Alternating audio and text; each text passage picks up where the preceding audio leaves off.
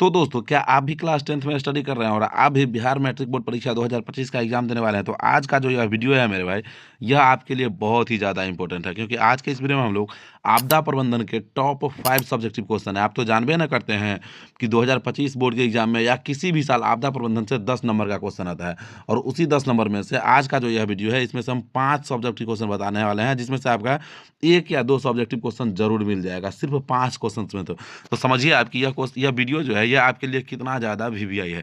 तो यहाँ पे देखिए, सबसे पहला नंबर जो क्वेश्चन है वही है कि आपदा से आप क्या समझते हैं। हाँ मेरे भाई, लेकिन वीडियो को देखने से पहले आपको वीडियो को लाइक करके चैनल को सब्सक्राइब तो कर ही लेना है। तो देखिए, सबसे पहला नंबर जो क्वेश्चन है वही है यहाँ पे कि आपदा से आप क्या समझते हैं।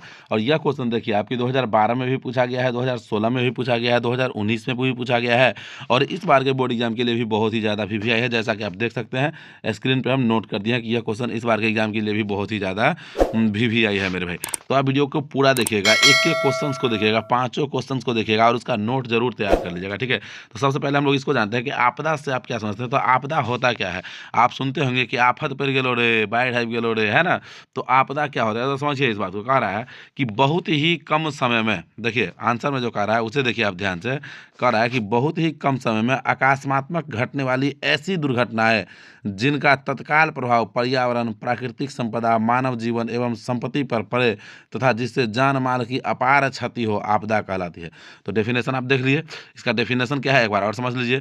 तो बहुत ही कम समय में, देखिए डेफिनेशन क्या कर रहा है, ध्यान से समझिए। देखिए क्या कह रहा है कि बहुत ही कम समय में, जैसा कि आप देख सकते हैं स्क्रीन पर, कह रहा है कि बहुत ही कम समय में अकस्मात्मक घटने वाली, यानी कि एकाएक घटने वाली ऐसी घटना जिनका तत्काल प्रभाव पर्यावरण पर पड़ता है, प्राकृतिक संपदा पर पड़ता है, मानव जीवन एवं संपत्ति पर पड़ता है, तथा जिससे जान माल की, जान का भी माल का भी अपार क्षति होता है। जान माल मतलब यहाँ पे जानवर, आपने समझिएगा, जान और पैसा सब चीज़ का अपार क्षति होता है। इसी को हम लोग क्या कहते हैं, जैसे आपदा कहते हैं। अब जैसे देखिए यहाँ पे बाढ़ आता है, बाढ़ तो अकस्मात घटना है, एकाएक आ जाता है। ऐसा तो नहीं है कि 2 महीना में आता है, धीरे धीरे धीरे धीरे, ताकि लोग एकाएक आ जाता है, 2 से 4 दिन के अंदर आ जाएगा, बाढ़ आएगा तो इतना बारिश होता है। कि भूकंप आता है, क्या होता है, एकाएक आ जाता है।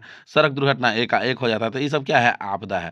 अर्थात देखिए आगे कह रहा है आपका, इसी का डेफिनेशन में देखिए आगे क्या कह रहा है आपका, कि अर्थात कम समय में ही संपादित हो जाती है, परंतु इसके दुष्परिणाम दीर्घकालीन होते हैं। ये आपदा जो है यह कम समय में संपादित हो जाता है, लेकिन इसका परिणाम जो है यह दीर्घकालिक रहता है, यानी कि लंबे समय के लिए रहता है। तो इसी को हम लोग क्या कहते हैं, आपदा कहते हैं मेरे भाई। तो आप क्या कीजिए, देखिए वीडियो को पॉज कीजिए, क्वेश्चन यहाँ पे देखिए, क्वेश्चन को लिखिए और वीडियो को पॉज करके इस आंसर को भी नोट कर लीजिए, ठीक है। तो पहला नंबर जो सब्जेक्टिव क्वेश्चन था कि आपदा से हम क्या समझते हैं, इसका डेफिनेशन हम लोग जान चुके हैं। तो यह क्वेश्चन बहुत ज़्यादा वीवीआई है, तो इसे आप नोट करके याद कर लीजिए।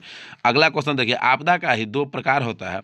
अगला जो क्वेश्चन है वह देखिए आप, आपदा का ही 2 प्रकार होता है। सर जी क्या बोल रहे हैं, तो सर जी बोल रहे हैं कि आपदा का ही 2 प्रकार होता है, ठीक ना। आपदा का ही 2 प्रकार होता है, एक होता है आपका प्राकृतिक आपदा और एक होता है आपका मानव जनित आपदा। सर क्या बोले कि आपदा का ही 2 प्रकार होता है, एक होता है प्राकृतिक आपदा और एक होता है मानव जनित आपदा। सुने ना आप, तो वही कह रहा है आपसे कि प्राकृतिक आपदा एवं मानव जनित आपदा में अंतर उपयुक्त उदाहरणों के साथ प्रस्तुत कीजिए। कह रहा है कि प्राकृतिक आपदा एवं मानव जनित आपदाओं में अंतर लिखिए उपयुक्त उदाहरण के साथ। यह क्वेश्चन भी देखिए आप यहाँ पे देख सकते हैं कि 2014 में, 18 में, 23 में पूछा गया, और इस बार के लिए भी बहुत ही ज़्यादा वीवीआई है। तो देखिए यहाँ पे हम लोग क्या करेंगे, प्राकृतिक आपदा में और मानव जनित आपदा में अंतर देखेंगे। तो प्राकृतिक आपदा कौन होता है, तो वैसा आपदा जो प्रकृति के द्वारा घटता है, जिसका बस हमारे हाथ में नहीं होता, उसे हम लोग प्राकृतिक आपदा कहते हैं।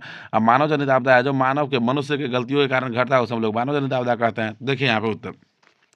तो अंतर क्या होगा, अंतर सिंपल है। अंतर यह होगा कि सिंपल, पहले हम लोग क्या करेंगे कि प्राकृतिक आपदा का डेफिनेशन दे देंगे। पहले हम लोग क्या करेंगे, क्या बोल रहे हैं सर जी, कि पहले हम लोग क्या करेंगे, प्राकृतिक आपदा का डेफिनेशन दे देंगे और पैराग्राफ चेंज करके उसके बाद मानव निर्मित आपदा का डेफिनेशन दे देंगे। अंतर हो गया। तो देखिए कह रहा है कि वैसी आपदा जो प्राकृतिक कारणों से घटती है, प्राकृतिक कारणों से घटती है, प्राकृतिक आपदा कहलाती है। जैसे सूखा हो गया, बाढ़ हो गया, भूकंप हो गया, सुनामी हो गया, भूस्खलन हो गया, चक्रवात हो गया, इन सब में से किसी पे हमारा कंट्रोल है नहीं ना है, यह प्राकृतिक कारणों से घटता है। तो ये जो है ये सभी प्राकृतिक आपदा है, और इसका उदाहरण भी तो दिए, क्योंकि क्वेश्चन में तो बोला हुआ है कि उदाहरण के साथ आंसर दीजिए। क्वेश्चन में बोला है ना, उदाहरण के साथ अंतर बताइए, तो उदाहरण दे दिए। अब देखिए हम क्या किए, अब कि पैराग्राफ को चेंज कर दिए, और पैराग्राफ को चेंज करके सीधा अब हम लोग मानव जनित आपदा जो है इसका हम लोग डेफिनेशन देंगे। पैराग्राफ को चेंज करने के बाद मानव जनित जो आपदा है इसका हम लोग डेफिनेशन देंगे। तो यहाँ पे देखिए आप, मानव जनित आपदा देखिए कह रहा है कि वैसी आपदा वैसी आपदा है जो खुद मनुष्य द्वारा उत्पन्न की गई हो,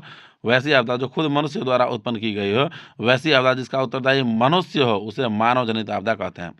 इसका डेफिनेशन आपको समझ में आया कि वैसी आपदा जो खुद मनुष्य द्वारा उत्पन्न की गई हो, अर्थात वैसी आपदा, यहाँ पे अर्थात आप लिख लीजिएगा यहाँ पे, अर्थात आप वैसी आपदा जिसका उत्तरदायी मनुष्य हो उसे हम लोग मानव जनित आपदा कहते हैं। जैसे सड़क दुर्घटना हो गया, गैस का रिसाव हो गया, बम विस्फोट हो गया, है ना। तो ये सब क्या है, मानव जनित आपदा है। मानव जनित आपदा का सबसे बड़ा जो उदाहरण है वो है हिरोशिमा और नागासाकी पे जो बम गिराया गया था।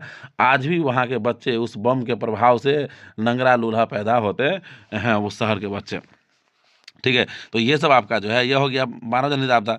अब देखिए मानव जनित आपदा प्राकृतिक आपदा में अंतर तो यही हो गया ना कि दोनों का हम डेफिनेशन लिख दिए, तो दोनों अंतर हो गया। आगे कह रहा है कि प्राकृतिक आपदाओं को दैविक मान लिया जाता है और मनुष्य इससे बचने के लिए अपने को असहाय महसूस करते हैं। तो ये जो आंसर था ये था मेरे भाई प्राकृतिक आपदा एवं मानव जनित आपदा में अंतर के बारे में। ठीक है, अगला जो हम लोग क्वेश्चन देखेंगे वह देखिए कि भूकंप क्या है। यह क्वेश्चन बहुत ही ज़्यादा वीवीआई है, बहुत ही ज़्यादा वीवीआई है।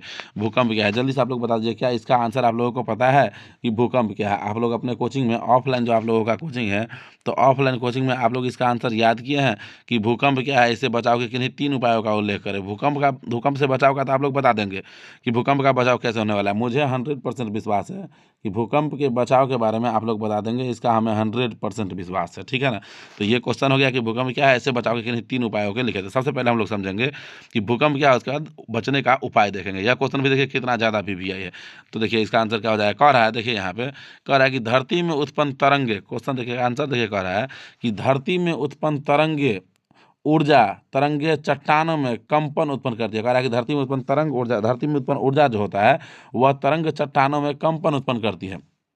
कंपन का केंद्र जब स्थल खंड होता है तो उसे हम लोग भूकंप कहते हैं। जब कंपन का केंद्र जो है स्थल वाइज खंड हो जाता है तो उसे हम लोग क्या कहते हैं, भूकंप कहते हैं। अर्थात हम लोग अर्थक्वाइक बोलते हैं, धरती का कांपना बोलते हैं। ठीक है ना, कंप आगे देखिए कह रहा है कि भूकंप एक प्राकृतिक आपदा है, इसमें जान माल दोनों की क्षति होती है। भारत में दरभंगा एवं लातूर, महाराष्ट्र, भुज जो गुजरात में है, भयंकर भूकंप आए थे। तो भूकंप जो है भारत में आपका दरभंगा जहाँ जो बिहार में पड़ता है, उसके बाद लातूर जो महाराष्ट्र में पड़ता है, भुज जो गुजरात में पड़ता है, यहाँ पे भयंकर भूकंप आया हुआ था। आगे देखिए कह रहा है कि भूकंप से बचाव के 2 उदाहरण इस प्रकार है। भूकंप से बचाव का 2 उदाहरण जो है वह निम्नलिखित है। तो देखिए सबसे पहला जो उदाहरण है, सबसे पहले बचाव का सबसे पहले क्या करना चाहिए, तो सबसे पहले तो भूकंप विरोधी भवन का निर्माण करना चाहिए जो भूकंप से लड़ सके। भूकंप विरोधी भवन आजकल बनता है। दूसरा है कि भूकंप के पूर्वानुमान पर सक्रियता प्रदर्शन द्वारा, कह रहा है कि भूकंप का यदि पूर्वानुमान लग सके तो सक्रियता प्रदर्शन द्वारा। तीसरा है कि भूकंप के समय आपदा से बचाव के तरीके का इस्तेमाल। तो इन सब चीज़ों का इस्तेमाल करके हम लोग जो है भूकंप से बचाव कर सकते हैं। तो ये हो गया इसका डेफिनेशन। इसे भी हम लोग पॉज कीजिए और इसका आंसर जो है नोट कर लीजिए और उसे याद करिए। ठीक है, अगला क्वेश्चन, अगला जो क्वेश्चन है वो देखिए यहाँ पे है कि आग लगने की स्थिति में क्या प्रबंध करना चाहिए, उल्लेख कीजिए। क्वेश्चन आप देख रहे हैं, क्वेश्चन है कि आग लगने की स्थिति में क्या प्रबंधन या उल्लेख करना चाहिए। ठीक है ना, क्वेश्चन देख लीजिए आप। क्वेश्चन में तो कोई दिक्कत नहीं है, जैसे ही वो तीनों क्वेश्चन हम लोग देखे हैं, वो तीनों क्वेश्चन जितना भी आया था उसी प्रकार से ये जो क्वेश्चन है यह भी उसी प्रकार से बहुत ही ज़्यादा भी आया है कि आग लगने की स्थिति में क्या प्रबंधन करना चाहिए, उल्लेख करें। यह 13 में पूछा गया है और 19 में, और इस बार के लिए भी आए है। तो देखिए अंतर क्या कर रहा है, कह रहा है कि आग लगने की स्थिति में आकस्मिक प्रबंधन की 3 बड़ी जिम्मेदारी होती है। कह रहा है कि यदि कहीं पर आग लग जाए तो उसमें आकस्मिक प्रबंधन का 3 सबसे बड़ा जिम्मेदारी होता है। सबसे पहला, आग में फंसे हुए लोगों को बाहर निकालना। सबसे पहला जिम्मेवारी क्या होता है, तो आग में जो लोग फंसे हुए हैं उसको बाहर निकालना। दूसरा है कि घायलों को तत्काल प्राथमिक उपचार देकर अस्पताल पहुंचाना। जो भी घायल व्यक्ति है उसे तुरंत प्राथमिक उपचार देकर और अस्पताल पहुंचा दीजिए। तीसरा, आग के फैलाव को रोकना। इसके लिए नज़दीक में उपलब्ध बालू, मिट्टी और तालाब के जल का उपयोग करना। अग्निशामक यंत्रों का को बुलाना चाहिए।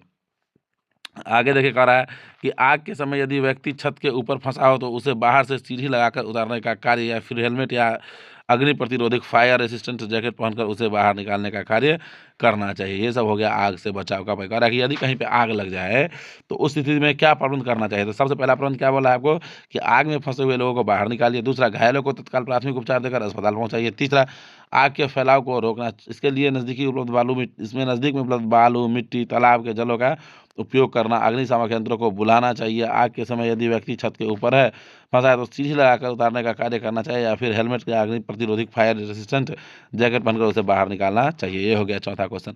अब देखिए हम लोग आखिरी क्वेश्चन की 5वां नंबर जो क्वेश्चन है वह देखेंगे। यह क्वेश्चन भी 2-3 साल से बहुत ही ज़्यादा चर्चा में है। इसी कम समय में ही 2 बार 3 बार इस क्वेश्चन को पूछ दिया है।